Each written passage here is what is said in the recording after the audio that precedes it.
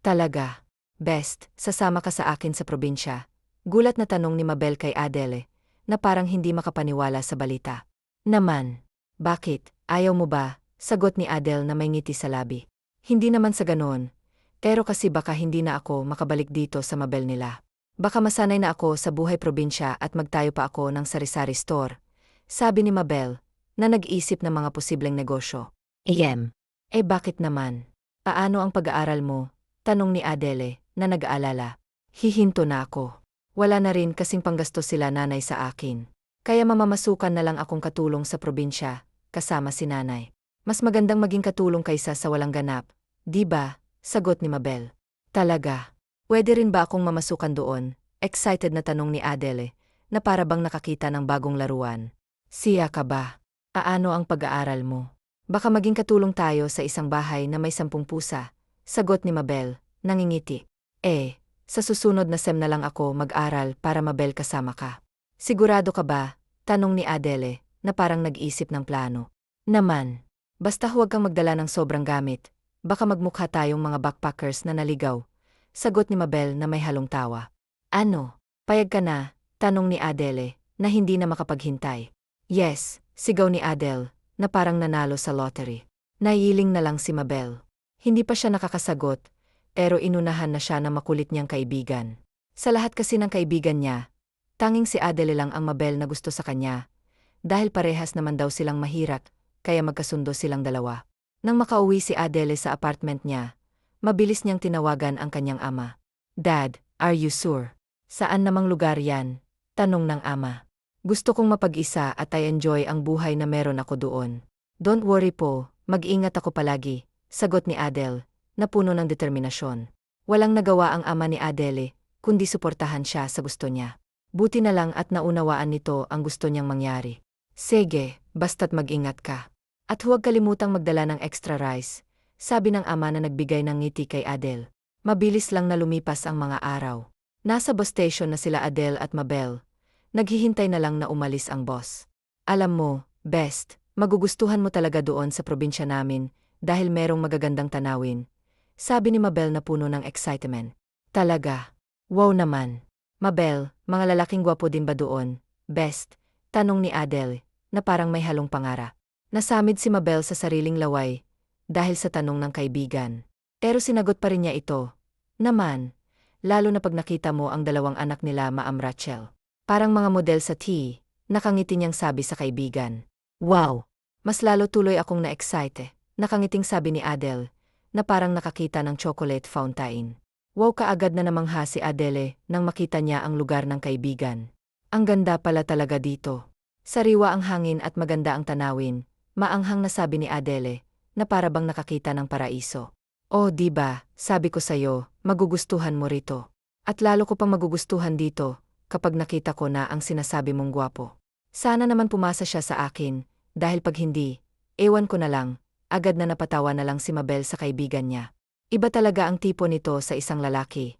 Parang may checklist pa. Nang makarating sa mansyon, lalong napawo si Adele sa nakita niya. Anak, nandito ka na pala. At sino naman itong kasama mo? Tanong ng kanyang ina na may ngiti.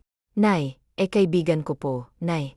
Gusto rin po niyang mamasukan dito kasama tayo. Sagot ni Mabel, na parang proud na proud. Hello po. Ako po pala si Adele, kaibigan po ako ni Mabel. Bati at pakilala ni Adele sa ginang. Nagmano pa siya dito na parang nag-audition sa isang teleserye. Ganoon ba?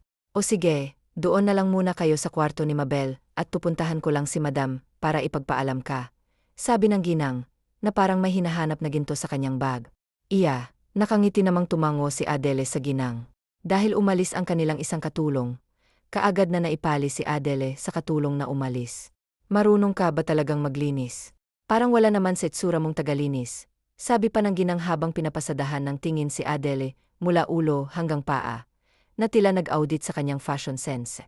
Ay naku, marunong po akong maglinis, ma'am, nakangiting sagot ni Adele, na tila nag-a-apply sa isang cleaning service. O ano pang nangiti-ngiti mo diyan? Magumpisa ka na sa trabaho mo, masungit na sabi ng ginang sa dalaga. Napalabi na lang si Adele na nakatingin sa ginang. Parang nag-isip kung anong masamang mangyayari. Oy, tayo na, hinila ni Mabel si Adele, para magumpisa na sila. Alam mo ba, Ngayon ang uwi ni Senyorito Aron talaga. Gwapo ba yung senyorito na sinasabi mo? Baka Mama Belle eh. Tanong ni Adele, na tila may halong kilig. Hoy, ano ka ba? Gwapo kaya si Senyorito Aron at mabait pa talaga. Sa tingin mo, maakit ko kaya siya? Nakangiting sabi ni Adele sa kaibigan, na parang may crush na crush. Oy, tumigil ka nga diyan. Mabel, nobya na yon at ang sungit pa nga eh. Porket anak Mabel aman kaya ayon, sobrang spoiled, sagot ni Mabel, na parang may galit sa mga spoiled brats. Ganoon talaga ang mga Mabel ayaman. Ano? Tanong ni Adele, na tila nagiging detective. Hoy, hindi lahat no. Sadyang kinukonsinti lang talaga siguro siya ng magulang niya, depensa ni Adele, na tila nagiging abogado ng mga spoiled na bata. Sira. Nagtawanan ang magkaibigan. Matapos maglinis sa loob, sa labas naman sila nagwalis at sa garden. Habang abala sa ginagawa, isang magandang sasakyan ang huminto sa tapat nila at lumabas doon ang isang gwapong lalaki. Agad namangha naman si Adele sa nakita niya. Wow! Siya na ba si Senyorito Aron mo? Ang gwapo nga pala talaga no. Naman at mabait pa yan. Gusto mo, ipakilala kita sa kanya ha? Tanong ni Mabel, na parang excited na matchmaker. Naku, huwag na. Baka makita pa tayo ni Maam Rachel, mapagalitan pa tayo. Pigil ni Adele sa kaibigan. Buti na lang at nakinig ito, dahil sinalubong nga ni Maam Rachel ang dalawa. Maom, I missed you. Niyakap ni Amos ang ina bago hinalikan sa pisngi, na parang nasa isang romcom. Mabuti naman at umuwi ka na rito. Si Martin kasi, panay ang tawag sa akin kaya umuwi na lang ako, sabi ni Maam Rachel, na tila may drama sa buhay. Ang batang yun talaga, mahal ka lang talaga niya kaya ayaw niyang malayo ka sa kanya, sagot ni Amos, na tila nagiging romantic. Pumasok na sa loob ang dalawa habang si Adele at Mabel ay lumabas na rin sa pinagtaguan nila. Buti na lang di tayo nakita. Ayaw pa naman ni Maam na Mabel na nakikinig sa kanila. Ikaw naman kasi, natatawa na lang si Adele, habang nakatingin sa itsura ng kaibigan, halatang takot itong mapagalitan. Nandito pala kayong dalawa eh, pumasok na muna kayo sa loob. Tulungan niyo muna akong maghiwa ng mga lulutuin ko, sa kusina, dahil Mabel bisita Mabel ang tanghali sila Maam Rachel, sabi ng kanilang ina. Ah, sige po nay, tatapusin lang po namin, tutapos papasok na po kami sa loob. Tumango lang ang ina at iniwan na sila. Matapos silang maglinis sa labas, pumasok na sila sa loob para tumulong sa kusina. Ikaw na maghugas ng karne, Mabel. Ikaw naman, Adele, ikaw na maghiwa ng mga sangkap na gagamitin natin. Mag-ingat ka at baka masugatan, yang kamabel mo. Sage po. Tahimik lang silang tatlo sa kusina nang pumasok si Amos para uminom ng tubig. Hello, Manang. Oh, Mabel, bago pala tayong katulong, kaagad na tanong ni Amos nang mapansin niya si Adele. Senyorito. Kasama ko po siya galing Mabel nila. Naghahanap din siya ng trabaho, kaya isinama ko na lang. Mabuti na lang po at pumabel ag si Ma'am Rina na mamasukan din siya rito. Wow, hello miss. Amos Viris. Nakangiting pakilala ni Amos sa dalaga, sabay abot ng kamay niya, na kaagad namang tinanggap ni Adele. Idel po, senyorito, nakangiti ring pakilala ni Adele. Halos sumili na sa kilig si Mabel nang makita na ayaw ng bitawan ni Amos ang kamay ng kaibigan niya. Yung kamabel ko po, senyorito, alanganin pa siyang ngumiti sa binata. Kaagad naman na binitawan ni Amos ang kamay ni Adele, at nakangiting humingi ng sorry sa dalaga, bago ito umalis at bumalik sa sala. Love, kaagad tinakbo ni Martin ang pagitan nila ni Amos, at mahigpit na niyakap ang lalaki. I missed you, sabay halik ni Martin sa labi ng binata. Nahihiya naman si Amos sa inakto ng nobya sa harap mismo ng magulang niya, na tila nasa isang eksena sa soap opera. I miss you too, tila napipilitang sabi ni Amos sa dalaga. Nang kumalas si Martin, kaagad na dinala siya ni Amos sa magulang at pansamantalang iniwan doon. Pagdating ng tanghalian, lumabas na ng kusina si Adele, para sabihing nakahanda na ang pagkain. Who is she, Maom? Takang tanong ni Martin sa ginang. Mommy, na ang tawag niya rito, kahit hindi pa sila kasal ng nobyo, dahil iyon ang gusto niya. New maid. Oh, I see. Sagot ni Rina habang pinasadahan ni Martin si Adele ng tingin mula ulo hanggang paa, na parang nag-audit ng fashion show. Baka akitin yan si Amos. Maam, talagang makatikim sa akin ang babaeng yan, banta ni Martin habang nakatingin sa ginang. Don't worry, iha, hindi magkakagusto si Amos sa isang katulong lang. Nakangiting sabi ni Rina sa dalaga, habang si Martin ay hindi naman komportable sa bagong katulong ng nobyo niya. Asif naman akitin ko yung nobyo mo. Anong akala mo sa akin, mga agaw? Mahinang ani ni Adele sa isip niya. Sumunod na siya sa dalawa sa kusina. Baka ipag-utos pa sila ni Mabel. Avid, sumabay ka na sa amin kumain. Anyaya ni Amos sa bago nilang katulong. Love, she's a maid at hindi bagay sa isang maid na sumabay sa mga amo niya sa pagkain. Tutol ka agad ni Martin sa gusto ni Amos. Tama si Martin, son. Ang mga katulong ay katulong, hindi sila dapat sumasabay sa mga amo nila. Hindi yan magandang tingnan. Segunda ni Rina kay Martin. Tama ho ang mommy mo at nobya mo, senyorito. Hindi po magandang tingnan na sumasabay kami sa inyo. Kaya sige na, kain ka lang, ikain mo na lang din ako. Gustong matawa ni Amos sa huling sinabi ni Adele. Pero pinigilan niya ang ngiti niya, habang si Martin ay masamang tingin kaagad ang ibinuko niya kay Adele. Pero hindi nagpatinag ang dalaga. Nakangiti pa rin ito, kahit galit na si Martin sa kanya. Hoy, bakit mo naman pinatulan yon? Tanong ni Mabel kay Adele nang makalayo sila sa mga amo nila. Kung makapagsalita kasi, akala mo kung sino ang yabang, pareho lang naman tayong kumakain ng bigas. Nakangising sabi ni Adele. Ikaw talaga. Paano na lang kung paalisin ka ni Maam Rachel dito sa mansyon? Tanong ni Mabel, na tila nag-alala. Bakit naman nila gagawin yon? Wala naman akong sinabi, di ba? Walang ganang sabi ni Adele. Naku, siguradong magagalit si Maam pag nalaman nilang ikaw ang dahilan sa pag-aaway ng dalawa. Sabi ulit ni Mabel. Pero tumahimik lang si Adele at hindi na nagkomento pa.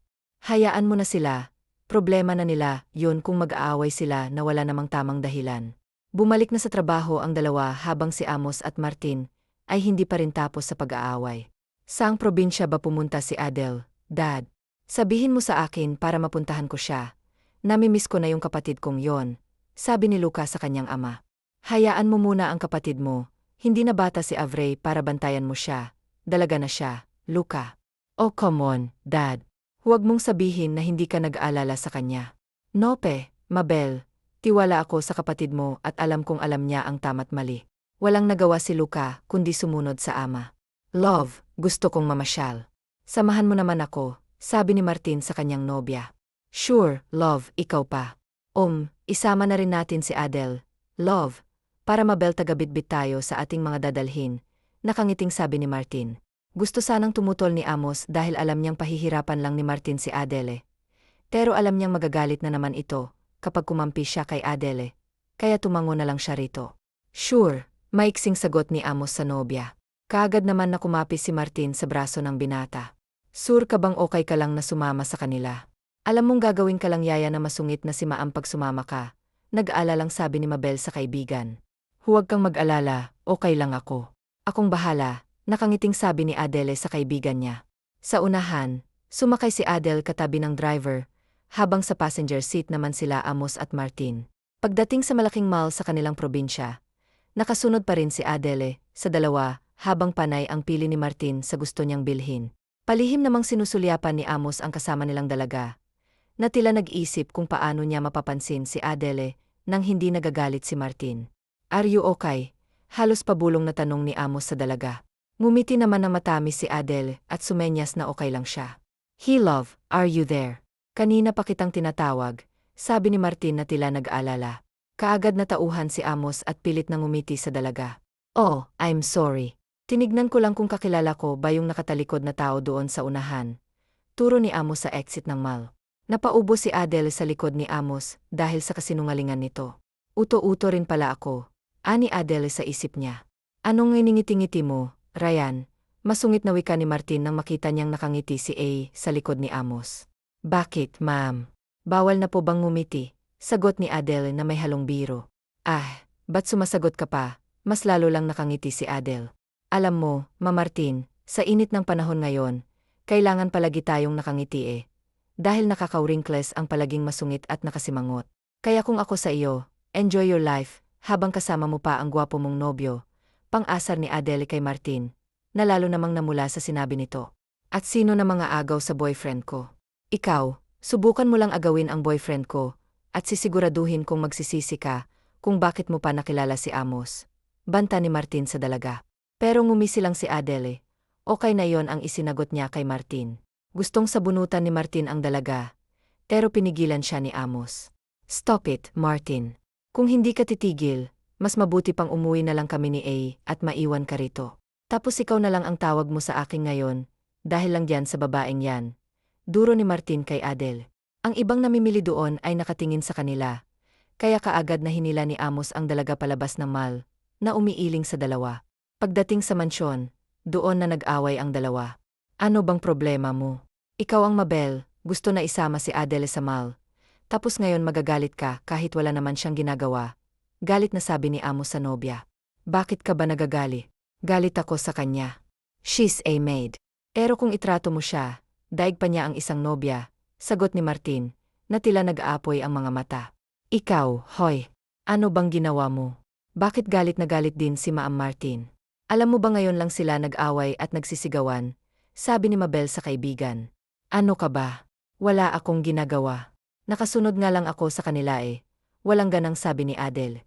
Naku, siguradong magagalit si Ma'am pag nalaman nilang ikaw ang dahilan sa pag-aaway ng dalawa. Sabi ulit ni Mabel.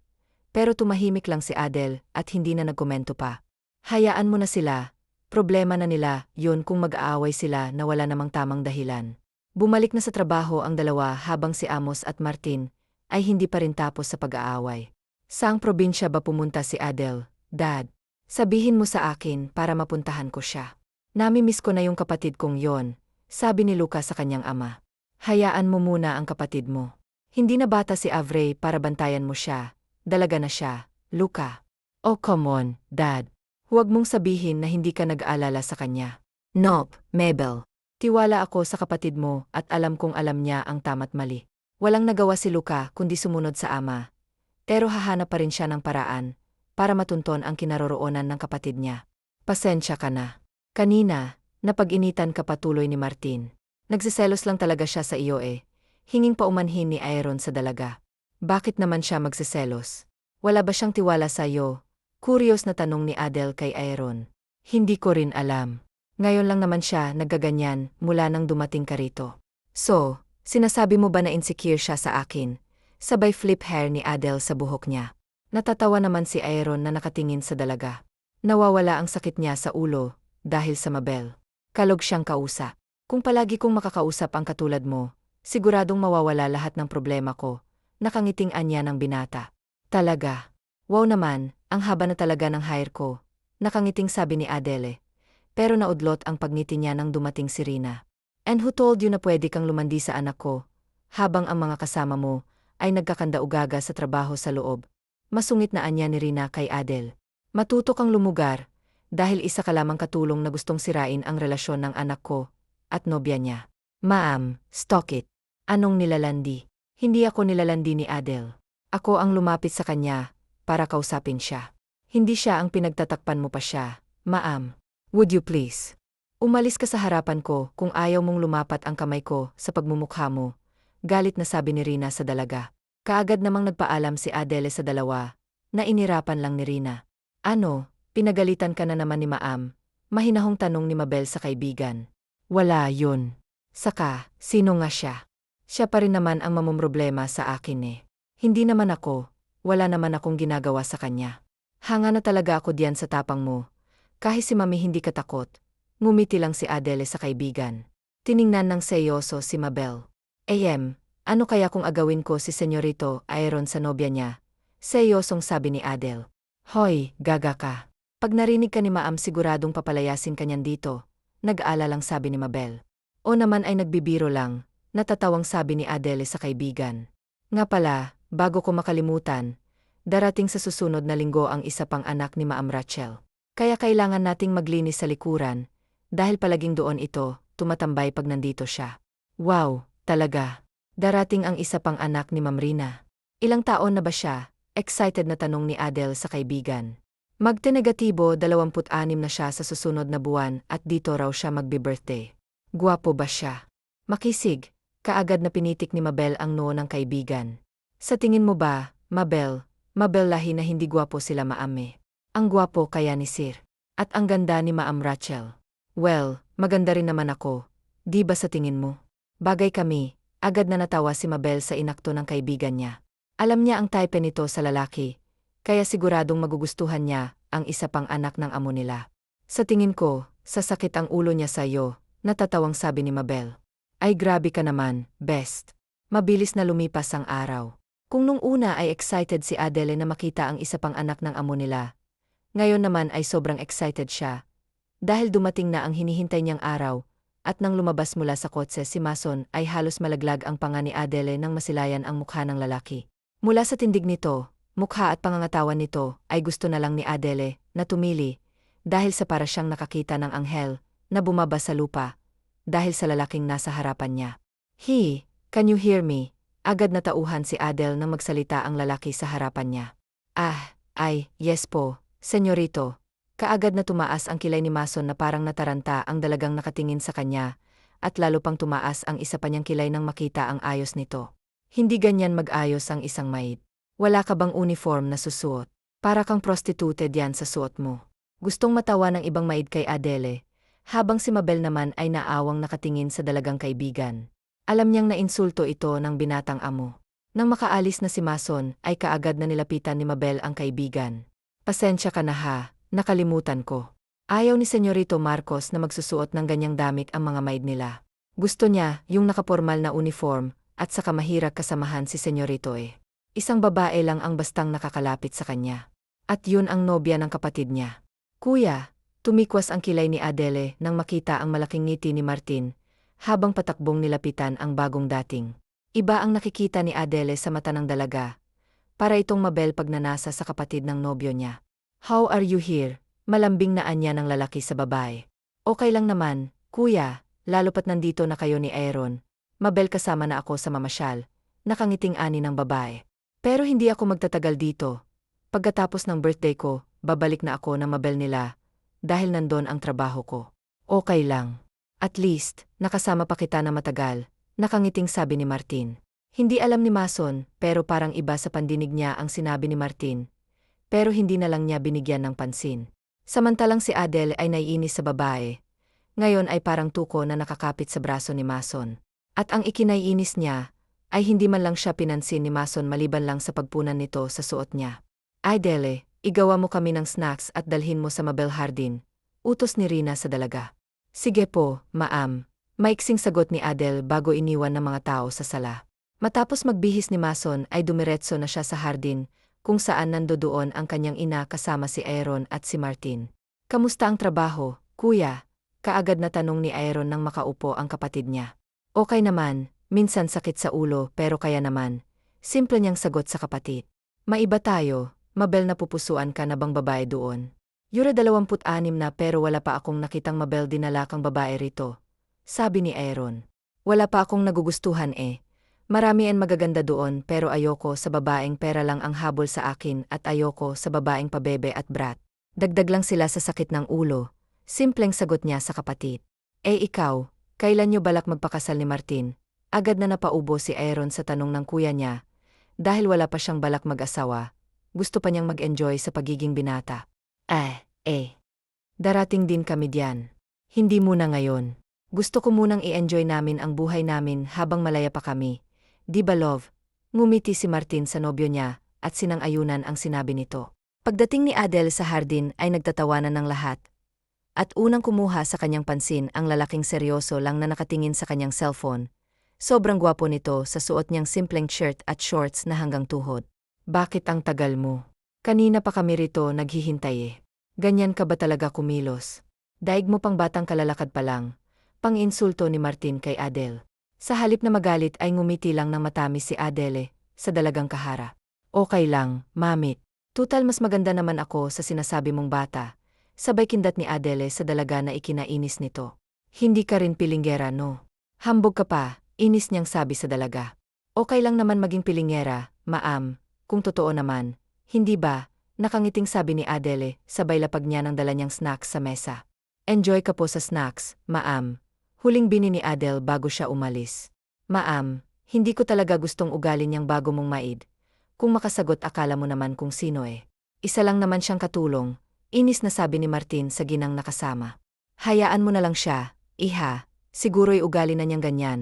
Tumahimik na lang si Martin, dahil sa sinabi ng ginang pero sa kaloob-looban niya, ay gusto na niyang sakalin ng bagong katulong. Naiiling na lang si Marcos na nakikinig sa dalaga. Isa si siya sa Mabel ayaw sa ugali ng bagong katulong dahil sa kilos pa lang ng dalaga, ay alam niyang Mabel, kakaiba rito, yun ang hindi niya gusto. Pero ang pagiging matapang nito ang talagang gusto niya na ang ibig sabihin ay nakuha kaagad nito ang atensyon niya. Ano, ang gwapo ni Senyorito Marcos. Hindi ba mas gwapo pa siya kay Senyorito Aaron? Nakangiting sabi ni Mabel sa kaibigan. Yee, and I want him to be mine, nakangiting sabi ni Adele. Ang tanong kung magugustuhan ka ba niya. Then I want to TRY. Tingnan natin kung makakatanggi pa ba siya sa akin sa gagawin ko sa kanya. Ha? Bakit? Anong gagawin mo? Hoy, baka kung ano yung binabalak mo natatakot na sabi ni Mabel. Huwag kang mag-alala. Wala naman akong gagawin sa kanya no. Nakahinga naman ng maluwag si Mabel, dahil sa narinig. Mabilis lang na lumipas sa mga araw, dumating na ang kaarawan ni Mason. Busi ang lahat ng mga katulong maging at si ay naging busi rin. Nagsidatingan na ang mga bisita, maging si at ang ama nito ay dumating na rin. Wow, you look so beautiful, love. Puri ni amo sa nobya niya. Thank you, love. Ikaw rin naman, ang gwapo mo ngayon. Ngayon lang ba ako naging gwapo sa paningin mo? Nakasimangot na sabi ni Aaron. Of course not, love. Gwapo naman talaga at mas lalo pa ngayon. Nakangiting ani ni Martin sa nobyo. Ipinulupot na niya ang kanyang kamabel sa braso ng binata, at sabay na silang umupo sa upuan na para sa kanila. Wow, ang gwapo talaga ni Senyorito Mason sa suot niyang tukso. Parang gusto ko na lang managinip, ani ng isa pang katulong. Lihim namang napangiti si Adele, dahil hindi lang pala siya ang Mabel gusto kay Mason, pero hindi siya makakapayag na Mabel ibang magmabel. Ari nito kung hindi siya lang dapat. Nagkakasayahan ang lahat, hindi pumasok sa loob ng venue sila Adele, dahil pinagbawalan sila ng amo nilang babae. Anak, baka gutom na kayo ni Adele, ikukuha ko kayo ng pagkain, ani ng ina ni Mabel. Sage, nay. Samahan mo na rin ang wine, bawal kasi kaming kumasok diyan maliban sa Tumango lang ang kanyang ina at tumasok na sa loob ng venue. Hay, ganito ba talagang Mabel ayaman kung magparty? Hindi ka pwedeng pumasok kung hindi ka naman Mabel aman. Sa kanila lang naman siguro bes. Naman siguro lahat. Pagtatanggol ni Adele sa ibang Mabel ayaman. Nagkibit balikat lang si Mabel, at nang dumating ang pagkain nila, ay sabay na silang kumain sa kusina.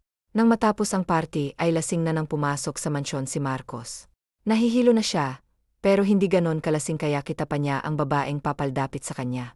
Senyorito, lasing ka na yata Ihahatid na lang po kita sa kwarto mo, baka mahulog ka pa riyan sa hagdan. Sabay hawak ni Adele sa kamabel ng lalaki. What are you doing, woman? Angil nito kay Adele. Wala ho, senyorito. Ihahatid lang ho kita sa taas at saka. Bakit ang sungit mo? Ikaw na nga ang tinutulungan ikaw pa ang galit. Nakalabing sabi ni Adele, habang akay ang amo paakyat sa hagdanan.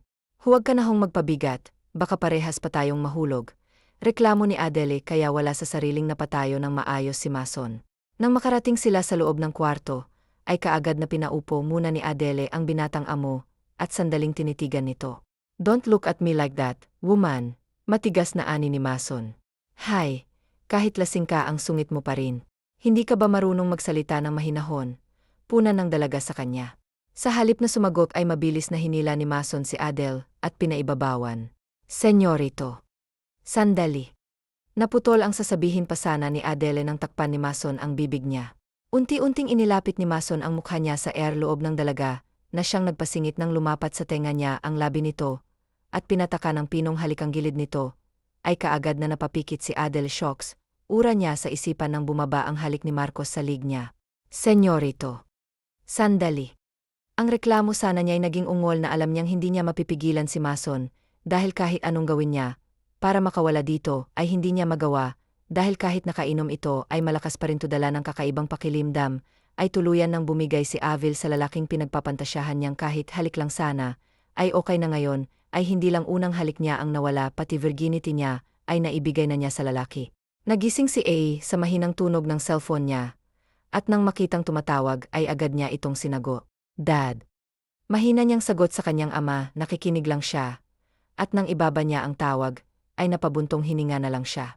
Sana hindi pa itong huli nating pagkikita. Bulong niya sa binata, bago pinataka ng halikang labi nito. Tumabel o siya't nagbihis. Nasa kwarto pa rin siya ni Mason, 4 oras pa lang ng madaling araw, kaya dali-dali na siyang lumabas sa kwarto nito, habang wala pang gising. Nagising si Mason sa masakit ang ulo niya. Nang maalalang nangyari, ay kaagad niyang kinapa ang katabi. pero wala na raon ang hinahanap niya. Where is she? Galit na tanong ni Marcos kay Mabel. Senyorito, maaga po siyang umalis uwi na raw po siya sa kanila, dahil nagkaproblema daw po sa kanila. Takot na paliwanag ni Mabel. Hindi niya alam kung anong ginawa ng kaibigan, bakit ganon kagali sa kanya si Marcos. Naihilamos na lang ni Marcos ang kamabel niya sa kanyang mukha. Do you know kung saan siya nakatira? Mahinahon niyang tanong kay Mabel. Pasensya na senyorito, pero hindi ko po alam kung saan nakatira si Adele. Magkaibigan lang po kami sa school na pinapasukan ko, pero ni minsan na hindi ko pa nakita at nakilala ang magulang niya. Mahabang paliwanag ni Mabel sa amo. Umalis na walang paalam si Mason, lalo lang sumakit ang ulo niya nang walang nakuhang impormasyon tungkol sa dalaga. Sa mga nakalipas na araw ay palaging wala sa mood si Mason, hindi rin ito nakakausap ng maayos ang kanyang ina. Babalik ka ng Mabel nila, Maam. Marami akong naiiwang trabaho paliwanag ni Mason sa kanyang ina. Marami kang naiwan na trabaho doon o gusto mo lang hanapin ang babaeng yon? Ma'am, mali ka nang iniisip. Kung ganon, bakit ka nagmamadaling bumalik ng Mabel nila? Alam mo bang napilitang magpakasal si Aaron kay Martin dahil sa babaeng yon, dahil palagi silang nag-aaway, dahil kay Adele, kaya't hindi ka pwedeng umalis hanggat hindi natatapos ang kasal nila, Maam. Hindi pa kasal ni Aaron ay nandito na ako. Promise. Kailangan ko lang talagang balikan ang trabaho ko roon. Ayaw man ni Rina na umalis ang panganay niya, wala na siyang nagawa. Umalis na si Marcos na hindi man lang siya nagpapaalam ng maayos sa kanyang ina. Akala ko ba matatagalan ka pa? Tanong ng kanyang kaibigan sa kanya. Bakit gusto mo pa bang gumawa sa trabaho ko? Pwede naman akong bumalik ron kung gusto mo. Biro niya sa kanyang kaibigan. Siya ka ba? Hindi ko trabaho ang mga iyan tapos sa akin mo pa pinapatrabaho. Naiiling na lang si Mason dahil halatang pagod ang kaibigan sa pinapagawa niya habang wala siya sa kumpanya. Sige na, umalis ka na. Mabilis na tumabel o sigin at iniwan ang kaibigan sa opisina nito. Kinabukasan ay pumunta sa isang agency si Mason. Kumuha siya ng magaling na detective para hanapin si Adele. Sakto lang ang dating mo, Emar Villaruiz, dahil walang trabaho ngayon ang isa naming detective. Halos lahat kasi ay busy sa mga trabaho nila, kaya ay recommend ko sa'yo si Lazaro. Isa siya sa inaalagaan ngayon ng agency namin, dahil sa galing niya, at mapagkakatiwalaan mo siya pagdating sa trabaho. Nagula si Lazaro nang makita ang larawan na gustong ipahanap sa kanya ng bago niyang kliyente. Pero hindi niya yun pinahalata sa kausap. Babalitaan na lang kita kung Mabel, balita na ako sa pinapahanap mo, Emar Villaruiz. Nakipagkamabel si Lazaro sa binata, bago ito nagpaalam sa kanila. Dad, no. Yes, sweetheart, but Dad, no BS. Anak, lilipat ka na ng school this year. Whether you like it or not. Hindi alam ni Adele kung bakit siya inilipat ng kanyang ama ng school samantalang Mabel, sarili naman silang paaralan. Pupwede po bang humingi na lang sao ng pabor, Dad? What is it? Pupwede po bang mangupahan na lang din ako ng bahay doon malapit sa school na lilipatan ko? Alam mong ayokong maraming nakabantay sa akin lalo na't anak mo ako. Mahinahon ang pakiusap ni Adele sa kanyang ama. Okay. Pero Mabel, nakabantay pa rin sa'yo. Hindi na tumutol pa si Adele sa gusto ng ama niya. 3 years na lang at makakatapos na siya sa kanyang kurso, kaya hinayaan na lang niya ang kanyang ama sa gusto niyang gawin. Come in, mahinahong sabi ni Mason habang nasa papeles ang kanyang tingin. Good morning, sir. Good morning, balik na bati niya sa bagong dating. Eto na po ang resulta ng pinapahanap mo, sir, at good luck. Napag-alaman kong brat at maldita ang babaeng yan, mukhang mapapasubo ka, nakangiting ani ni Lazaro. What do you mean? Takang tanong ni Mason sa kausap. Wala. Ang sabi ko matapang ang batang yan kaya good luck sa panliligaw mo sa kanya. Nakangiti pa rin na sabi ni Lazaro. Thank you. Tip ko sa'yo, salamat uli. Sig sir, salamat, good luck at mauna na ako. Sao masaya si Lazaro, dahil nakatipon siya at swerte siya sa mga click niya ngayon, dahil ang laki na natanggap niya sa mga ito.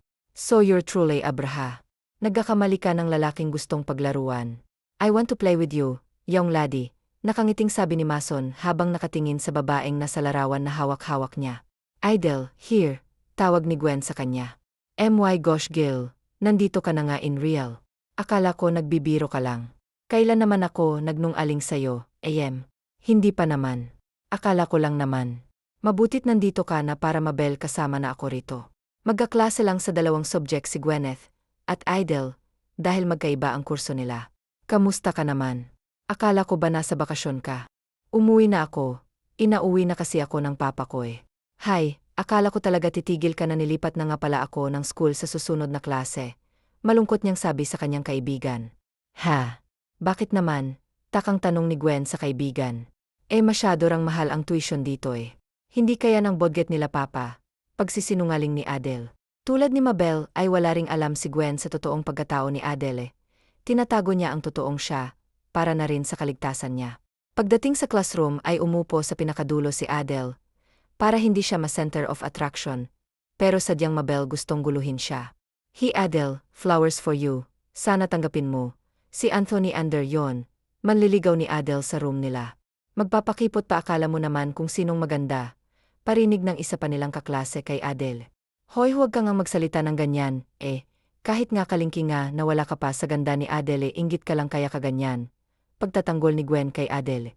Hayaan mo na siya Gwen Anthony, pasensya ka na ha, pero hindi ko matatanggap ang bulaklak na yan, tigilan mo na rin ang kakabigay sa akin ng kung ano-ano, masasayang lang yung effort mo, dahil Mabel iba na akong mahal. Malumanay na sabi ni Adele. Laglagang balik at naumupo si Anthony Ander sa upuan niya, totoong mahal niya si Adele, at nasasaktan siya sa pag-amin nitong Mabel. Mahal na siyang iba, asumera talaga, ayaw niya kay Anthony Ander, mas gusto siguro niya mas Mabel aman pa kay Anthony Ander, gold digger. Si Tara yon, isa sa Mabel, ayaw kay Adele. Baka yan ang tinuro ng kanyang magulang sa kanya, kaya ayaw niya kay Anthony, dahil gusto niya mas Mabel aman pa kay Anthony. Sabay tawa ni Tara. Ang kaninang nagtatawanan ay nawala ng mahawakan ni ay ang buhok ni Tan, at kaagad na pinagsasampalto nagkagulo sa loob ng classroom. Dahil kay Adele marami ang gustong aat sa kanila. Pero mas marami ang gustong makita kung anong kayang gawin ng dalaga kay Tara. Anong nangyayari dito? Agad napatigil si Adele sa ginagawa sa kaklase niya nang marinig ang boses ng bagong dating pag-angat niya ng tingin, ay kaagad na nasalubong niya ang malamig na tingin, at madilim na mukha ni Marcos. Sa halip na matakot ay napakurap lang si Adele, na nakatingin sa lalaking nakatayo sa Mabel. Pintuan nang pumasok ang prof nila Adele, ay kaagad na pinatawag sila nito sa guidance office. Prof, no siya lang pong Mabel kasalanan at siya ang nabuno sa akin, bakit pati kami mapaparusahan? Reklamo ni Tan at ng kaibigan niya, gusto nyo bang dodoblehin ko pa ang parusa nyo? Sila lang naman po, kasi ang nagrereklamo. Walang ganang sabi ni Adele. Miss Montejo, kung maulit pa ito mapipilitan akong ipatawag ang magulang mo para humarap dito. Napabuntong hininga si Adele, ayaw niyang mapatawag ang magulang niya, siguradong mapapagalitan siya ng kanyang ama't ina pag nalaman ang ginawa niya. Paglabas sa guidance office ay tahimik na naglalakad sa hallway si Adele nang Mabel biglang humablo sa kanya at pinasandal siya sa peder. Hindi siya makasigaw dahil tinakpan ng kamabel nito ang bibig niya. Pero sadyang matalino si A. Dahil kinagat niya ang kamabel ng lalaki dahilan para mapamura ito. Damit blie, why did you do that? Nang lalaki ang mata ni Adele nang mabusesan ng lalaki. Senorito Mason, gulat na sabi ni Adele. Stupid, you're not my made to call me that, call me Mason. Hinila ni Mason ang dalaga papunta sa kanyang opisina. Mabuti na lang at wala namang estudyante doon, kaya walang nakakita sa kanila. Kaagad na hinubad ni Marcos ang suot niyang maskot, kaagad na sinunggaban ng halikang dalaga. Sa ilang araw na nawala ito sa paningin niya, ay inaamin niyang namiss niya ang makulit na dalaga. Matapos kapusin sa hininga, ay saka palang binitawan ni Marcos ang labi ng dalaga, para na siyang naadik sa tamis na labi nito. Mapanukso siyang tinignan ng dalaga. Na mismo ako, ano kaya mo ako sinundan rito? Nakangiting tukso ng dalaga sa kanya. Hindi kita namis at hindi kita sinundan, huwag kang asumera. Agad na nakagat ni Adele ang labi niya, and magsungit na naman ang binata sa kanya. Pero ayos lang, natikman naman niya ulit ang labi ng binata. Ano nga palang pinunta mo rito? Kung hindi mo ako sinusundan, sa kalang na itanong ng dalaga kung bakit ito nandoon. Dito ako nagtuturo. Nanlaki ang mga mata ni Adele na nakatingin sa binata. Really, malaking ngiting sabi ni Adele. Yes, at ayoko sa estudyanteng breath. At palaging nakikitang naaway na tahimik si Adele. At hindi nakatingin ng diretso sa binata. Isa ako sa magiging professor nyo, kaya utang na loob, huwag kang pasaway dito kung ayaw mong ipatawag ko ang magulang mo. Pananakot ni Marcos sa dalaga. Agad na napatingin si Adele sa binatang katabi, tumango lang siya rito. Bilang pagsang-ayon, ayaw niya rin naman na magpatawag ang magulang niya. Dahil sa kanya, oh my gosh. Bumilog ang mata ni Adele na maalala ang parusa niya. Blie, maiksing tanong ni Marcos, yung parusa ko. Hindi ko pa pala nagagawa na pailing si Mason na nakatingin sa dalagang papaalis na, pero biglang huminto si Adele, at nag-flying kiss pa sa binata. Bago ito tuluyang umalis, na pangiti na lang naiiling si Mason sa dalagang kalalabas. Lang pasaway, mahina niyang ani. O kamusta ang maglilinis ng stockroom, okay ka lang ba? Nakangiting Sonitara kay Adele na makapasok ito, okay lang naman nag-enjoy ako. Nakangiting sabi ni Adele na inis naman si Tan nang makitang parang wala lang kay Adele ang maglinis ng stockroom, hindi na ito pinansin ni Ai at nakangiti na lang niyang hinawakan ang kanyang labi. Okay ka lang ba talaga Avi pasensya ka na kung hindi kita na ipagtanggol kanina huwag kang mag-alala okay lang ako paninigurado ni Ai sa kaibigan niya nang pumasok ang professor nila. Ay halos mapatulala ang lahat hindi lang kasi gwapo si Mason makisig din ito, kaya marami ang napahanga sa kanya. Good morning ako, ang bago niyong Prof. Mason Villaruiz sit down properly, at ayoko na maingay habang nasa klase ko understood. Kusang napalunok sa kanilang sariling laway ang mga estudyante ni Mason hindi lang pala ito gwapo, istrikto din ito pagdating sa pagtuturo na pangiti si Adele nang makita ang mga mukha ng mga kaklase niya. Na para bang takot magkagat ng halimaw at nang tumingin siya, kay Mason ay seryoso lang ito, habang nasa hawak na libro ang mga mata. Pagdating sa tanghalian ay lumabas na si Adele mula sa room niya ay nauna na ang kaibigan niya sa kantin, dahil Mabel kailangan pa siyang kausapin, pero naudlot ang paghakbang niya na Mabel humarang sa kanyang estudyante. Hello Miss Montejo pwede bang manligaw sa'yo? Preskong ani nito, ayaw mambastos ni Evelyn ang kapwa niya. Pero sa ipinapakita ng lalaki, parang isa siyang babaeng susunod dito paano kung ayoko, hindi katulad mo ang type ko akmang aalis na siya nang hawakan siya ng lalaki sa tingin. Mo ba makakaalis ka nang hindi sumasang-ayon sa gusto ko, ang yabang mo rin pakipot ka pa, hindi ka naman Mabel aman, nakangising sabi ng lalaki. Bitawan mo nga ako ano ba, pagsigaw ni Adele, pero lalo pang hinigpitan ng lalaki ang pagkakahawak sa kanya, at pilis siyang hinihila. Nakailang hakbang pa lang ang lalaki nang bigla na lang itong bumulagta sa semento kaagad na tumakbo si Adele sa lalaking nagligtas sa kanya. Dahil sa takot na baka hawakan siya uli ng lalaki sa lakas ng kamao, na tumama sa lalaki, ay nakatulog ito kaagad, salama. Nanginginig niyang sabi sa lalaki hinila na siya nito, at pinasok sa kanyang opisina na mabuti na lang. At wala ng estudyante sa classroom nila, dahil nauna nang umalis sa mga ito. Maupo ka lang diyan at kukuha ako ng gamot, para diyan sa kamabel mong namumula. Mahinahong sabi ni Marcos sa dalaga nang tignan niyang balat ay namumula nga ito. Dahil sa maputi siya ay hindi maitago ang bakas ng pagkakahawak sa kanya nung lalaki. Huwag kang gumalaw, pinigilan ni Marcos ang dalaga. Dahil sa sakit ay napapiki si Ay nang idikit ni Marcos dito ang kinuha niyang ayes masyado bang masakit nagulat na lang si Aveni nang hipa ni Marcos ang pasa niya sa kamabel, kusang kumabog ang dibdib ni Adele nang makitang seryoso lang si Mason na hinihipan ng pasa niya.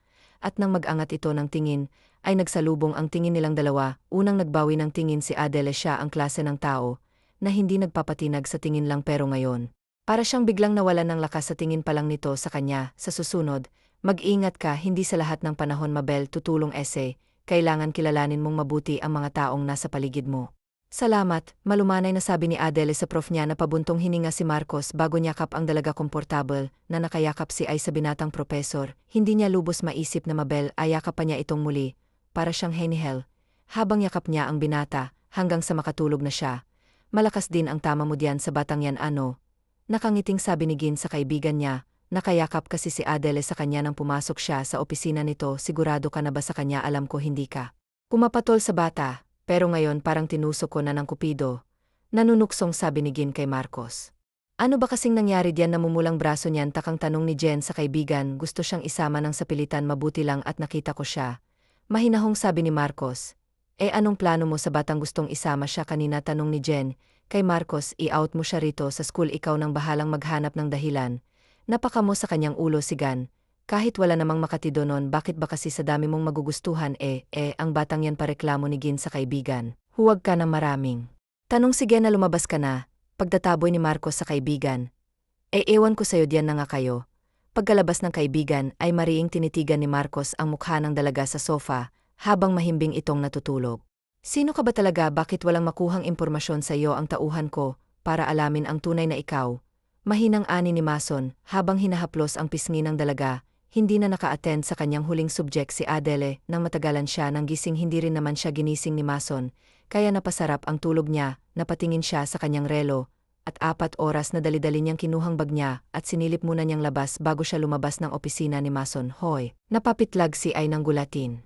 Siya ni Gwen, saan ka ba nagaling bakit wala ka sa huling subject natin? Nagtatakang tanong ng kaibigan niya ano kasi nakatulog ako.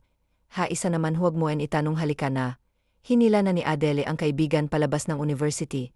Dahil Mabel sundo si Gwen na una na itong umalis kay Adele pagkaalis nito, ay saka palang pumara ng taxi si Adele, kapapasok pa lang niya ng bahay na magring ang cellphone niya at unknown ang nakalagay. Hello, where the hell are you? Nagulat si IN makilala niya. Ang boses sa kabilang linya, nakagat niya ang labi, at pilit na pinipigilan ng kilig na nararamdaman. Bakit na mismo ako, boss? Pasensya ka na hindi na ako nakapagpaalam na sa bahay na ako. Sabihin mo sa akin kung nasan ang bahay mo. Mahinahong sabi ni Mason sa dalaga. Bakit pupuntahan mo ako? Dapat bang maligo na ako? Para pagdating mo nakaready na ako. Hindi na napigilan ni Ay ang kilig niya ngang maisip na pupuntahan siya ng lalaki.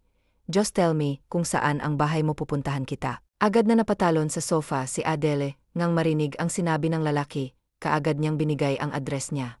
Rito para mapuntahan siya nito. Pagdating ni Marcos sa bahay na sinasabi ni Adele, ay kaagad siyang kumatok na kaagad namang pinagbuksan ni Adele Yurehire. Nakangiting ani ni Adele sa binata. Pasok ka. Kaagad na pumasok si Mason at inilibot ang tingin sa loob ng bahay. Hindi ito masyadong malaki, pero kumpleto ito sa kagamitan. Ikaw lang mag-isa rito, kaya free kang pumunta rito pag wala kang klase. Nakangiting ani ni Adele. Silly. Nakangiting sabi ni Mason, you want juice coffee?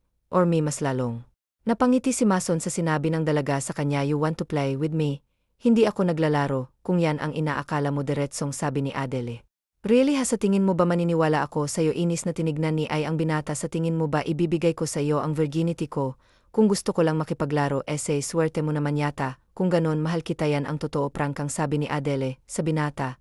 Hindi makapaniwalang nakatingin si Mason sa dalaga. Are you out of your mind, laddie? Matanda na ako. Kumpara naisip mo ba yun? Hindi mo ba naiisip kung anong sasabihin ang iba sa'yo pag nalaman nilang totoo? So what kung ikaw ang TY at gusto ko bakit sila bang magpapakain sa atin? Kung magpapakasal tayo, lumabas na ang totoong ugali ni Adele. Bata ka pa nga. Dahil hindi mo pa alam na tigilan sa pagsasalita si Mason and Kelly, hansya ni Adele, at diretso siya nitong tinignan. I'm not a baby, Mason, at patutunayan ko yan sa'yo. Kaagad na pinagdaop ni Adele ang labi niya, at ng binata hindi niya alam. Pero naadik na rin siya sa tamis ng labi nito. Imbis na tugunan ng halik niya, ay pinabayaan lang siya ni Mason. Nang kusang bumitaw ay kaagad na lumabel si Adele sa binata. I'm sorry. Namumula sa hiya si Ay nang hindi man lang tugunin ni Marcos ang halik niya. You're still young, Avi, at marami ka pang mararating sa buhay. Huwag mong pairalin ang palaging childish mo. I'm your prof, at ayokong ako ang maging dahilan kung bakit masira ang kinabukasan mo. Pangangaral ni Mason kay Adele. I need to go. Mabel, pupuntahan pa ako. Hindi na hinintay pa ni Mason na sumagot si Adele. Lumabas na siya sa bahay at napasandal sa gilid ng pinto si Marcos, habang pinakakalma ang sarili niya. Muntik na niyang hindi makontrol ang sarili, dahil sa ginawa sa kanya ng dalaga. Gustong maiyak ni Adele, dahil sa napahiya siya. Hindi niya intensyon ang gawin yon. Gusto niya lang patunayan rito, na hindi na siya bata, kaya niya yun ginawa, pero mukhang mas lalo niyang inilayo ang binata sa kanya, dahil sa ginawa niya. Pinahid ni Adele ang luha niya at bumalik sa kwarto niya. Matapos niyang maligo ay kaagad na siyang umalis sa mansyon ng mga Gonzales. Masayang sinalubong ni Luso si Adele nang makapasok na ito sa loob. Anak, mabuti naman at napauwi ka, nakangiting sabi ng kanyang ina. Namiss ko na po kayo, ma'am. Si daddy po pala at si kuya. Umalis ang kuya mo, ang daddy mo naman ay nasa kwarto namin nagpapahinga. Halika, maupo ka. Nagwentuhan lang ang mag-ina, hanggang sa bumaba na ang daddy niya. Mabuti naman at napadalaw ka, sweetheart. Opo, dad, Mabel, ipapakiusap ho sana ako sa iyo nakayukong sabi ni Adele. What happened? Mabel, problema ba? Seryosong nakatingin ang kanyang ama sa kanya. Matapos makausap ang kanyang ama, ay kaagad na inasikaso nito ang kanyang pag-alis. Ano? Pero bakit? Anong nangyari? Naguguluhang tanong ni Gwen sa kaibigan. Saka ko na lang sasabihin sa'yo. Mag-ingat ka rito ha. Mamimiss kita ng husto. Nyakap ni Adele ang kaibigan saka siya tuluyang umalis. Didiretso na sa airport ang sinasakyan ni Adele. Sa huling pagkakataon ay nilingon niya ang university, bago na pabuntong hininga. Kinuha niya ang kanyang cellphone at tumipa doon. I'm so sorry kung naging childish ako. Mahal kita, Mason. Unang kita ko palang sayo sa probinsya. Alam ko sa sarili kong gusto kita, at kung meron man akong gustong makasama sa buhay, ikaw yun. Sana ang sapat ng 3 taon, para mapatunayan ko sa yung hindi na ako, bata na totoong mahal kita. Napapikit pa siya bago isinend ang message niya. Pinatay na niya ang kanyang cellphone, dahil malapit na rin sila sa airport. Tanghali na nang matapos si Mason sa kanyang meeting. Napatingin pa siya sa kanyang wristwatch, kung anong oras na ba. Pagbalik sa kanyang opisina, ay kinuha niya ang cellphone, para sana tawagan si Gan. Pero pagbukas niya ito, ang isang mensaheng kumuha ng pansin niya. Damit, naimbalto ni Mason ang cellphone niya. Pagkabasa niya sa text ni Adele, mabilis niyang kinuha ang kot niya at umalis ng opisina. Ay, sir, Mabel meeting. Ay cancel mo lahat ng appointment ko ngayon, sabi ni Mason habang hindi nililingon ang sekretarya niya. Pagdating niya sa university ay sinalubong kaagad siya ni Gan. Saan ka ba nanggaling at kanina pa akong naghihintay sa'yo? Alam mo ba maagang pumunta rito ang batang yon para sana kausapin ka, pero sabi ko wala ka rito. Hindi rin kita makontak, mahabang sabi ni Jan. Naihilamos na lang ni Mason ang kamabel sa mukha niya. Hindi niya akalain na tototohanin ng dalaga ang sinabi niya. Sa unang araw ni Adele sa ibang bansa ay nalulungkot siya lalo pat mag-isa lang siya roon. Pero sa tuwing may isip niyang binata, ay kusang lumalakas ang loob niya para labanan ang lungkot niya, at ang tanging kambawi lang niya sa pangungulila ay ang picture ni Mason na nasa cellphone niya. Samantalang sa Pilipinas, hindi mo na naisipang umuwi ng probinsya para kamustahin kami. Sino bang pinagkakaabalahan mo rito at kahit tawag hindi mo na nagawa?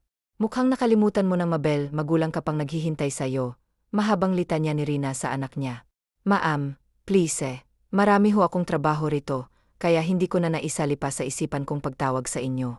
Marami kang trabaho o baka busi ka sa babaeng yon? Akala mo ba hindi ko alam na pinapahanap mong babaeng yon? Ito lang ang tatandaan mo, Marcos.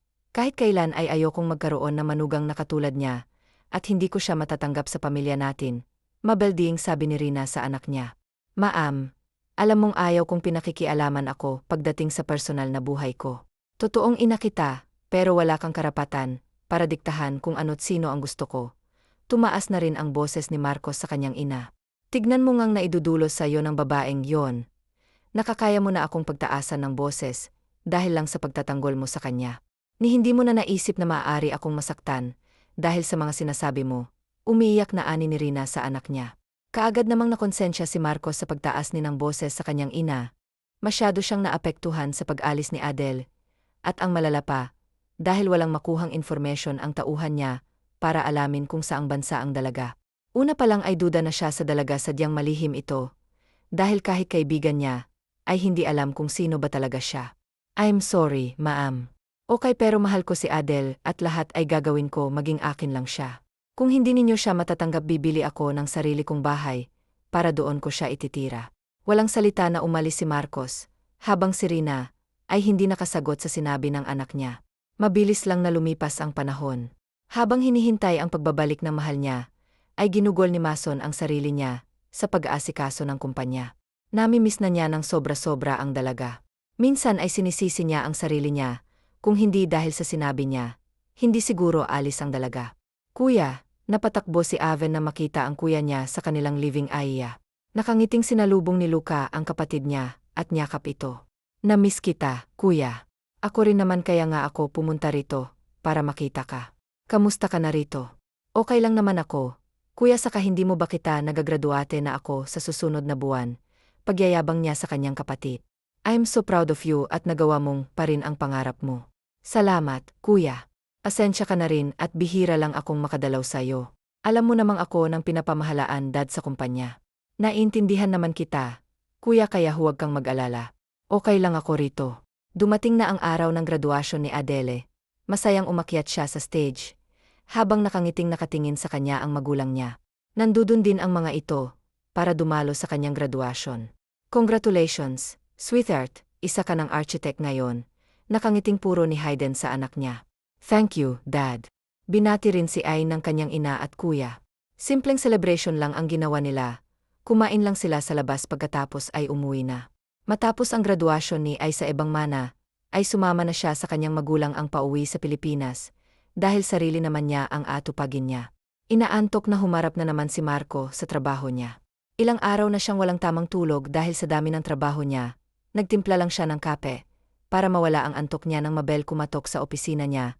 Hindi niya ito pinansin, nakayuko lang siyang nag-review sa mga kailangan niyang pirmahan na maramdaman ang tao na nakatayo sa harap ng kanyang mesa nang mag-angat siya ng tingin ay matamis ng ngiti kaagad na bumungad sa kanya. Napakurap si Mason at ilang ulit niyang ipinikit ang mga mata, dahil baka namamalik mata lamang siya. Pero pag dumilat siya, ay ganun pa rin ang nakikita niya. Kahit ilang ulit ka pang pumikit, hindi mangyayaring mawawala ako sa harap mo dahil totoong ako na. Nakangiting ani ni Adele. Mabilis na napatayo si Marcos at inisang hakbang niya lang ang pagitan nila ng dalaga. Bumalik ka na. Niyakap ni Marcos ang dalaga ng mahigpit, ganun din si Ay sa binata. Sobrang nangungulila siya rito, kaya Mabel akap niya ito, ay masabi-sabi niyang kumpleto na siya uli. Napatunayan ko na bang hindi na ako, bata na totoong pagmamahal ko sa iyo. Nakangiting pinisil ni Marcos ang matangos na ilong ng dalaga. Hindi mo na kailangang patunayan, dahil una pa lang alam kong totoong pagmamahal mo. Ayoko lang na akong maging hadlang sa pangarap mo ngayong nandito ka na. Hindi na kita hahayaang malayo ka pa sa akin. Masuyong siniil ng halik ni Mason ang dalaga, nakusa namang tinugon nito ang simpleng halik lang ay naging mapangahas. Naglandas ang kamabel ni Marcos sa katawan ng dalaga, na nagbibigay ng kakaibang pakilimdam kay Adele. Mas lalong nanabik si Marcos sa dalaga na marinig ang mumunting halinghing nito. Kaya hindi na siya nakati, binuhat na niyang dalagat dinala sa kanyang kwarto sa loob ng kanyang opisina. Nakarating sila sa kwarto, na hindi pinuputol ang kanilang halikan, bumagsak ang dalawa sa malambot na kama, at doon ipinagpatuloy ang kanilang ginagawa. Sa ikalawang pagkakataon ay binigay ni Adele sa lalaki ang kanyang katawan. Ang kaibahan lang ngayon ay hindi lasing ang lalaki. Hindi lang sila nakaisa, nakailang round pa sila bago bumagsak sa kama ang dalawa, at dahil sa pagod ay parehong nakatulog ang dalawa. Pagkagising ni Marcos ay tulog pa rin ang dalaga, at nakayakap pa ito sa kanya. Nakangiti niyang hinaplos ang pisi ng dalagat, inamoy ang buhok nito, pinatakan din niya ng pinong halikang noon ito, bago siya yumakap uli sa dalaga. Pagkagising ni Adele ay mukha kaagad ni Marcos ang nabungaran niya. "Good evening," kaagad na sabi ng binata. "Gabi na pala, napasarap pala ang tulog ko. I want to talk to your parents, love." Nanlaki ang mga mata ni Adele sa sinabi ni Mason. Hindi sa gusto nitong makipagkita sa magulang niya, kung hindi ang itinawag sa kanya. "Blieway, ayaw mo bang makilala kong magulang mo?" Umiiling naman si Adele. "Tatanggapin mo pa rin kaya ako, kapag nalaman mo kung sino ako sa tingin mo? Hihintayin kaya kita ng ilang taon, kung hindi pa kita gusto talaga? Gusto mo rin ako?" Hindi makapaniwalang sabi ni Adele sa binata. "Yes, I love you kahit ano sino ka pa. Hindi magbabagong pagmamahal ko sa iyo." Napayakap na lang ang dalaga sa binata sa sobrang saya. Sa wakas, ay narinig na rin niya ang matagal na niyang inaasam-asam. Matapos mag-ayos ang sarili, ay dinala na rin ni Ay ang binata sa kanilang manson. "So this is your house," kaagad na sabi ni Marcos, and makapasok sila sa gate ng manson. "Pasensya ka na kung hindi ko sinabi sa iyong totoo." Tumango lang si Marty sa dalaga, at nang makababa ay kaagad siyang hinila ni Adele papasok sa mansyon.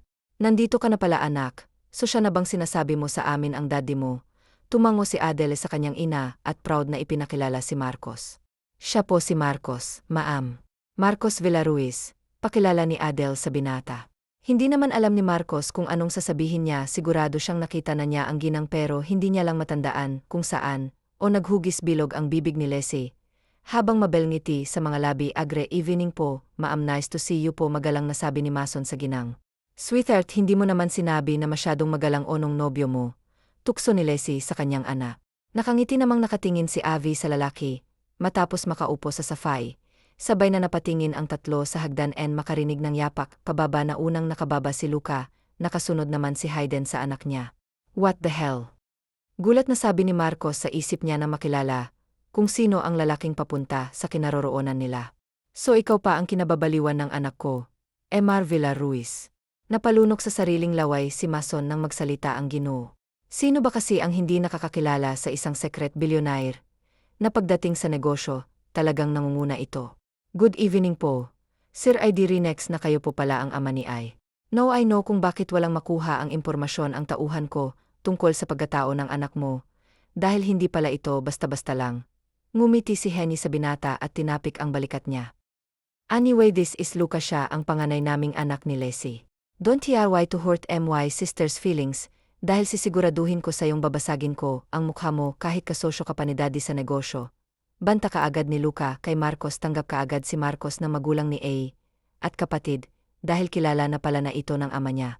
Mabel tiwala naman si Hayden sa anak niya, kaya hinayaan niya itong humanap ng lalaki na gusto niya. Ang importante sa kanya ay masayang anak sa pinili nitong buhay. "Kuya, huwag mo naman siyang takutin, oh." Pigil kaagad ni A sa kuya niya. Alam niyang pinoprotektahan lamang siya nito, kaya siya nakikiusap dito.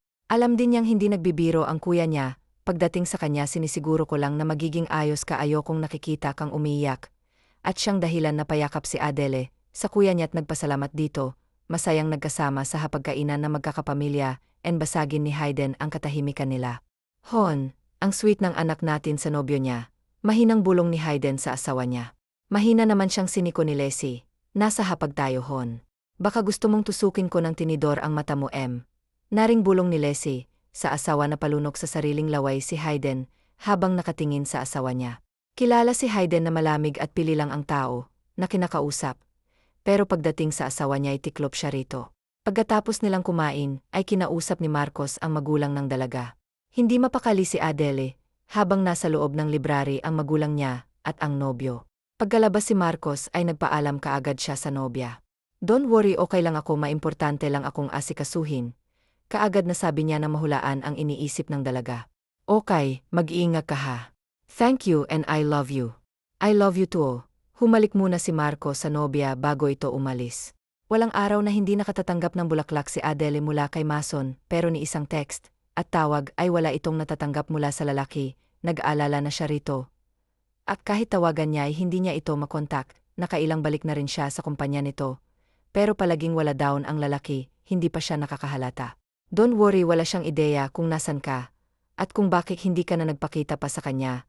Mahinahon na sabi ni Hayden sa kausap niya. Hindi na matiis ni Mason na hindi makita ang dalaga, pero hindi rin niya kayang suwayin si Hayden. Pagdating sa takdang araw ay bumalik si Marcos. At hindi lang siya nag-iisa, kasama na niya ang kanyang gulang para sa kasal nilang dalawa. Siya ka ba? Alam mo bang pinag-alala mo ako ng husto? Akala ko kung ano nang nangyari sa'yo. Natawa naman si Mason nang paghahampasin siya ng knob sa dibdib niya. So sorry kung nag-alala ka sa akin. Minamadali ko lang na pagkasunduan namin ng iyong ama, kuya. Ayokong malayo ka pa sa akin, kaya kahit nahirapan ako ay ginawa ko ang kondisyon nila, at dahil tapos ko na ay libre na akong pakasalan ka. Naiyak si Adele sa sinabi ng binata sa kanya. Pinatakan ni Marcos ang halik ang mga mata ni Adele.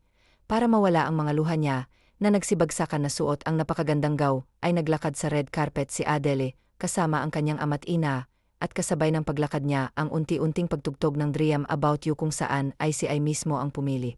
Ang ganda ng bride ko, di ba? Nagyayabang pa si Marthy sa kapatid niya, na nasa tabi lang niya ang yabang, samantalang kanina. Para kang bulate, na hindi mapakali sa kakaisip na baka hindi ka siputin ng bride mo, dahil baka nagbago ng isip nito. Dahil gurang ka na, mahinang sabi ni Aaron na ikinatawa ni Mason. Well, hindi na ngayon, nakangising sabi ni Mason, dahil nasa tapat na niya ang bride niya. Nagbigay galang naman siya sa magulang ng dalaga. Alagaan mo anak namin, iho, kung meron man kayong hindi pagkakaunawaan, daanin niyo ito sa mahinang usapan. At huwag ninyong hahayaan na maabutan pa ito ng bukas. Tatandaan ko pong lahat ng sinasabi niyo, maamdad. Ibinigay na ni Hayden ang kamabel ng anak niya kay Mason at umupo na sila. Mapayapang natapos ang kasal ng dalawa. Matapos ang reception, ay kaagad na umalis ang dalawa dahil sa ibang bansa ang honeymoon nila. Pagbalik niyo kailangan mabel apo na kaming nabuo. Biro ni Hayden sa dalawa na kaagad namang tinanguan ni Marco K. Huwag po kayong mag-alala, gagawin po naming dalawang magiging apo niyo. Balik na biro sa binan bago sila tuluyang umalis. Hindi lubos maisip ni Rina na anak ng isang bilyonaryo si Adele, dahil bukod sa magaling ito sa gawaing bahay, hindi rin ito nagyayabang kung anong meron siya. Nung una niyang nalaman na anak mabel-aman si Adele, ay halos hindi niya kayang makapagsalita. Nahihiya siya sa ginawa at pinagsasabi niya rito, at nagawa pa siya nitong patain sa lahat ng masasamang. Maghihiwalay na kasi ang anak niya at si Martin, dahil nakapagsalita ng hindi magandang salita sa kapwa mo.